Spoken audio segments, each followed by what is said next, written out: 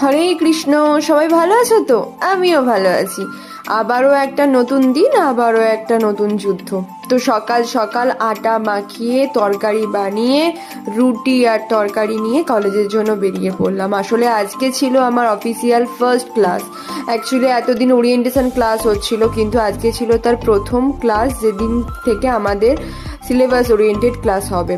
তো প্রথমেই আমরা গিয়েছিলাম লাইব্রেরিতে, কারণ আমাদের লাইব্রেরি কার্ড করাতে হতো। আমরা যে 8,000 করে ডিপোজিট করছি সেটা আমাদেরকে পরে ফেরত দেবে। এটা ছিল সিকিউরিটি ডিপোজিট মানি। আমরা 2 বছরে যত বই তুলবো লাইব্রেরি থেকে, যাতে আমাদের একটা দায়িত্ববোধ থাকে যে হ্যাঁ এটা ঠিক করে ফেরত দিতে হবে, তার জন্য এই টাকাটা আমাদের থেকে নিয়েছিল। তো রোজকার মতো এত এত টিফিন দিয়ে আমরা লাঞ্চটা কমপ্লিট করলাম, কারণ তোমরা জানো যে এত এত খাবার খেতে খেতে আমাদের টিফিনটা কাটে। তো তারপর আমরা মজা করছিলাম, আড্ডা দিচ্ছিলাম, এটা তো কমন বিষয়। আর আজকের দিনটা এভাবেই সুন্দর করে আমার মনাদের সাথে কাটলো। সে নেক্সট ব্লগে দেখা